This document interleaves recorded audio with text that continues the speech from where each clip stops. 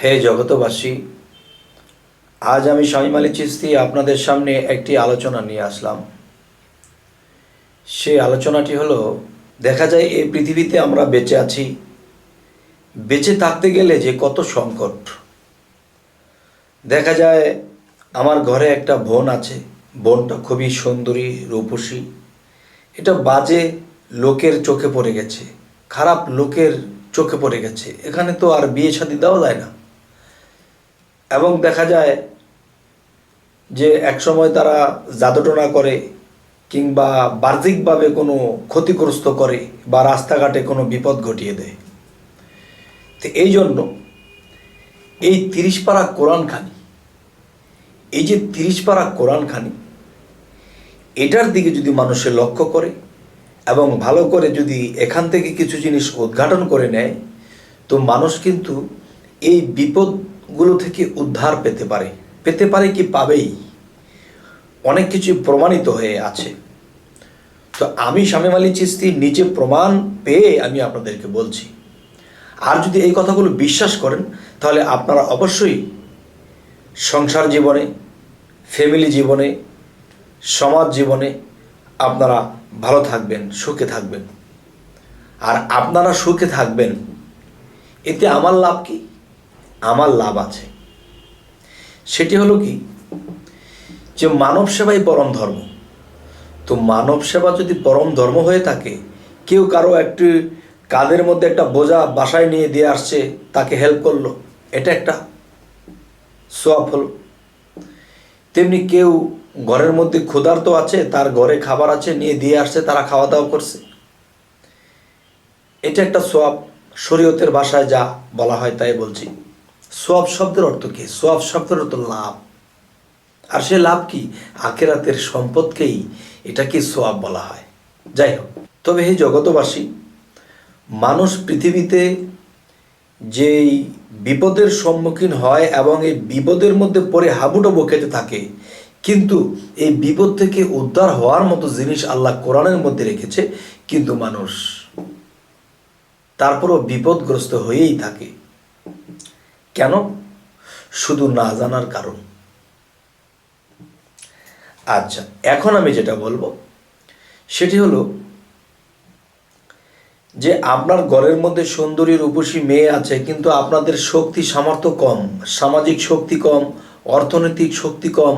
আপনার ঘর থেকে কোন দিন মেয়েটাকে তুলে নিয়ে যায় বা কোনো ক্ষতি করে ফেলে, বা কেউ কোনো জাদুটোনা করে মেয়েটাকে পাগল করে তোলে, বিভিন্ন সমস্যা থাকতে পারে।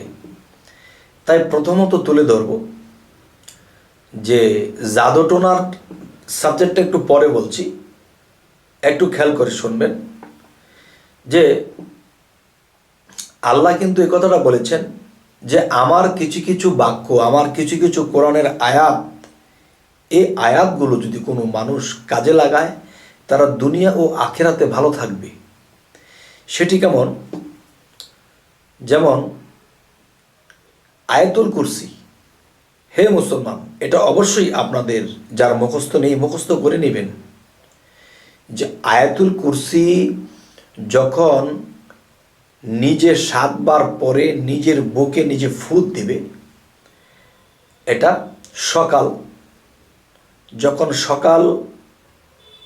যখন ঘুম থেকে ওঠার পর দেখা গেছে আল্লাহ যতটুকু ইবাদত করা, নামাজ যাই কিছু করার করে, তখন সে কী করবে? 7 বার আয়াতুল কুরসি পাঠ করে নিজের বুকে ফু দেবে। নিজের বুকে যখন ফু দেবে, তখন এটা কোন টাইমে? সকাল, সূর্য ওঠার সময়। আবার যখন সূর্য ডুবে যাবে, তখন আবার 7 বার পরে নিজের বুকে ফুঁক দেবে। তখন কি হবে? যে এই পৃথিবীর কোনো সন্ত্রাস, কোনো খারাপ লোক বা কোনো সামাজিক শক্তিধর লোক এই মেয়েটিকে তুলেও নিতে পারবে না, আর এই মেয়েটিকে কোনো ক্ষতিও করতে পারবে না। তখন এই আয়াতুল কুরসির মধ্যে আল্লাহ যে পাওয়ার, যে ক্ষমতা দিয়ে রেখেছেন, এটার মধ্যে যে আল্লাহ যাই কিছু বলেছেন, যে আল্লাহ স্বয়ং ফেরেশতাদেরকে দিয়ে এই বান্দা ও বান্দিকে হেফাজত করে থাকেন। তাহলে বোঝা গেল কি, এটা সকাল সন্ধ্যা 7 বার করে পড়তে হবে যারা এরকম পরিস্থিতিতে পড়ে আছেন, আতঙ্কের মধ্যে আছেন। তখন আল্লাহ ফেরেশতাদেরকে দিয়ে এদেরকে হেফাজত করবে। তবে হে জগতবাসী, এবার আসি যে মানুষ যখন আরেকটা আতঙ্কে থাকে, আজকালের যে যোগ বের হয়েছে, কবিরাজ যারা, তারা ব্যবসায়ী, তারা টাকার বিনিময়ে মানুষ পর্যন্ত মেরে ফেলতে পারে। যেমন কবিরাজ ধরে বিভিন্ন কুফরি করার পরে যে ঘরের মধ্যে একটা সুন্দরী মেয়ে আছে, একে কি করে তাবিজ করে আমার ছেলের জন্য আনা যায়, বা ছেলে মেয়েকে কিভাবে আনতে পারে, বা কিভাবে কি করে এই মেয়েটাকে ক্ষতি করা যায়, বা এই মেয়েটাকে যদি আমি না পাই তো এমন কিছু তাবিজ কবজ করা হোক যেন মেয়েটা বাড়িতে থেকেই শুকাইতে শুকাইতে মারা যায়। হে জগতবাসী, আমি যা কিছু বলছি যা প্র্যাকটিক্যাল প্রমাণ করেই আমি বলছি। আচ্ছা, তো একটা বিষয় হলো যে এই মেয়েটি কোনো তাবিজ কবজের প্রয়োজন নেই।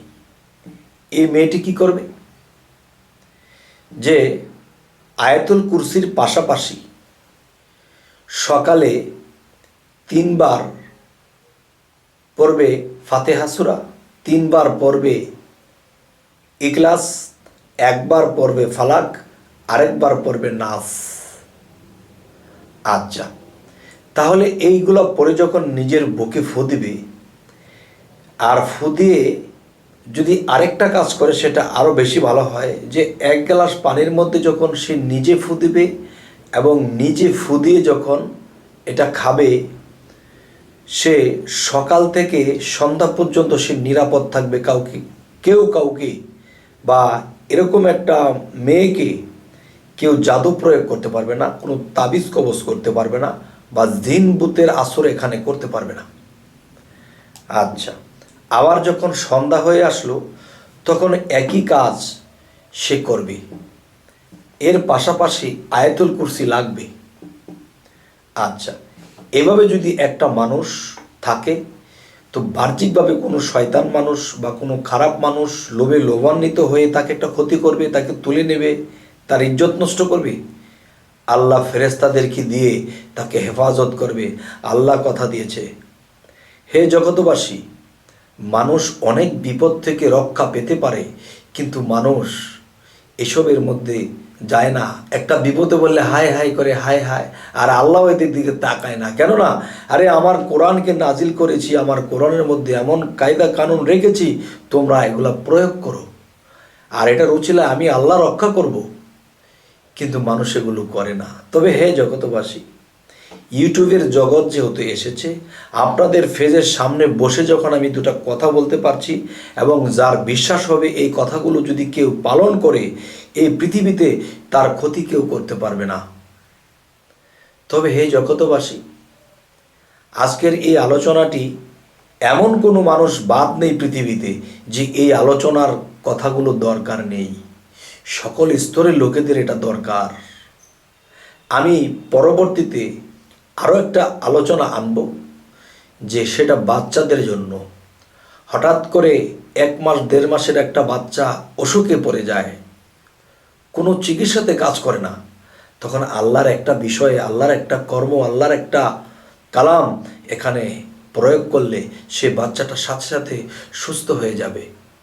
এই জিনিসও আল্লাহ কোরআন মতে রেখেছে। তা আমি পরের ভিডিওতে ইনশাল্লাহ দেওয়ার চেষ্টা করব। তবে আমাদের এই চ্যানেলের আলোচনা যদি আপনাদের ভালো লাগে তো অবশ্যই সাবস্ক্রাইব করুন, পরবর্তীতে আমাদের ভিডিওগুলো আপনারা পেয়ে যাবেন। তো আজ এই বলে রাখবো, সকলে ভালো থাকবেন। আল্লাহ হাফিজ।